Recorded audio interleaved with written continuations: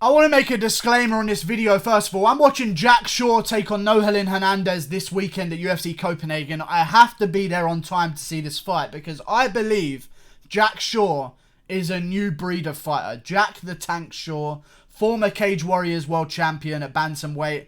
Now he's going over to the UFC to add some more life to the bantamweight. He's from Wales, which is a neighbour of England. Basically the same country because it's United Kingdom anyway. I like this guy. Okay, he's a 5'9" bantamweight. That's a tall bantamweight right there, okay? I like this guy. This is a new breed, and I'll tell you why it's a new breed. You get a lot of guys in the UFC recently, and you look into their records, like a lot of guys that are on maybe the downward spiral, a lot of guys that are still at the top of the UFC, and you're looking at them and you're going, right, this guy used to be a wrestler and now he's doing MMA. This guy used to be a kickboxer, now he's doing MMA. This guy used to do this, and now he did this. And it just goes on and on and on and on. And there's not really any pure mixed martial artists yet. We found one in Jack Shaw. Okay?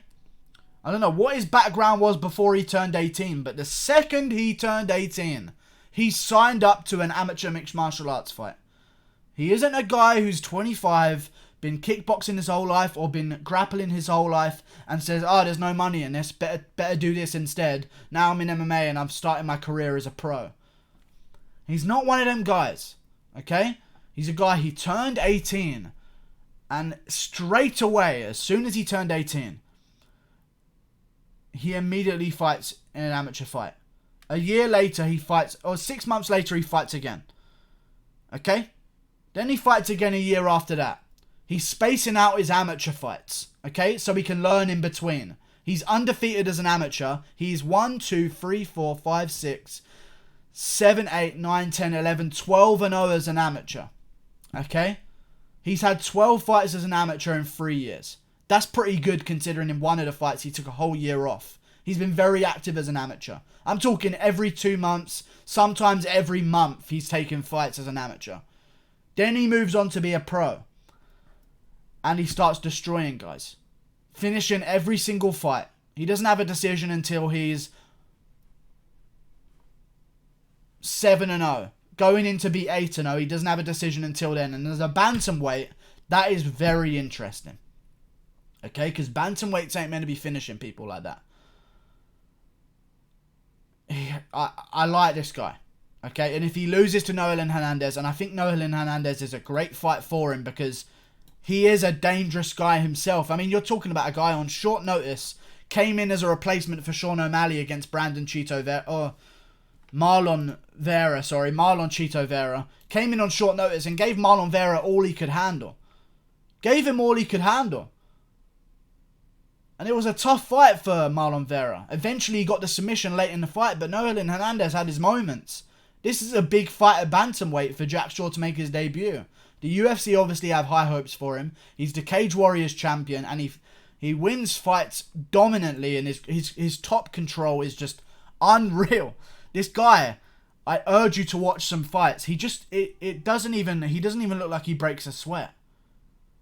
You know what I'm saying? He'll just finish a guy, get up and go, got him, there's another one, TKO'd, out of nowhere. This is a British guy, by the way, grappling guys. That's what you don't hear. Alright, you don't hear about that kind of stuff. And I look at his opponents. And a lot of guys, when they're young, hungry up-and-comers, they want the easy fights. His last opponent's 6-2. Good record. That's a real good record. Before he fought Jack Shaw, he was 6-0. He's recently lost 2 in a row. After Jack Shaw put a massive whooping on him. He was 6-0. This isn't a Jack Shaw who's just fighting, I'll take that guy, he's 3-3. I'll use him to get my record nice and good. He's a champion at Cage Warriors, taking on legit contenders and defending his belt. Mike Ekundeo was 7-0 before he fought Jack Shaw. He got destroyed as well. Real athletic English guy, 25 years old, coming in, smoking everyone. Jack Shaw fights him, destroys him, absolutely dominates him and TKOs him in the 3rd round. I just like what I'm seeing here and I think I'm onto something big. And if he loses, he might even be the underdog here. But if he loses, it's worrying for me. Okay, because I'm sticking my neck out on the line here. I need him to win this. Because I think I'm onto something. Jesus Christ. I think this is the new breed. We're going to start seeing this more often though, I feel. There's a lot of guys right now building their amateur career. I've just seen a heavyweight, Jeff Hughes, had a decent amateur career. He's new to the UFC. You know, yeah, he's had his losses, but these are the new guys that are coming up now, and I feel like it's such an evolution of mixed martial arts. When you see a guy like Jack Shaw come in, 12-0 as a bantamweight as an amateur, fighting every month, what if he doesn't take that year off? How many amateur fights does he have then?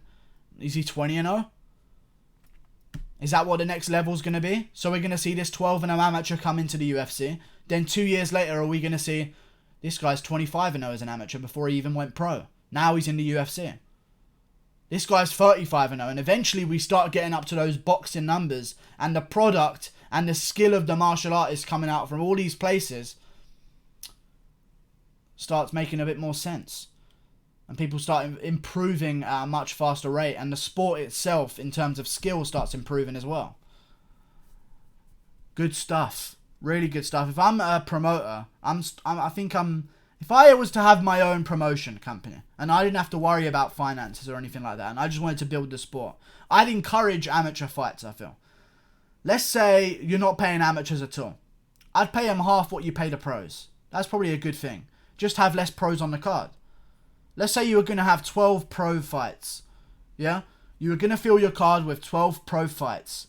6 on the prelims, 6 on the main cards, and then you got one of the 6 as your main event. You were going to have 12 pros. You were going to pay them all 1,000 to show for 1,000 to win. Instead of that, pay your amateurs. Encourage amateur fights.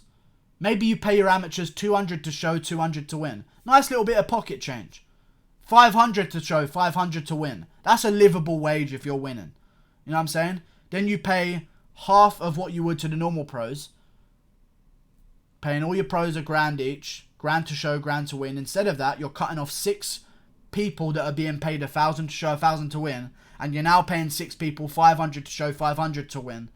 And then you're only paying your pros. Even pay your pros a bit more with the money you save on the amateurs. Start paying these pros that aren't in the UFC a bit more of a decent wage. Maybe they earn 1,500 to show, 1,500 to win.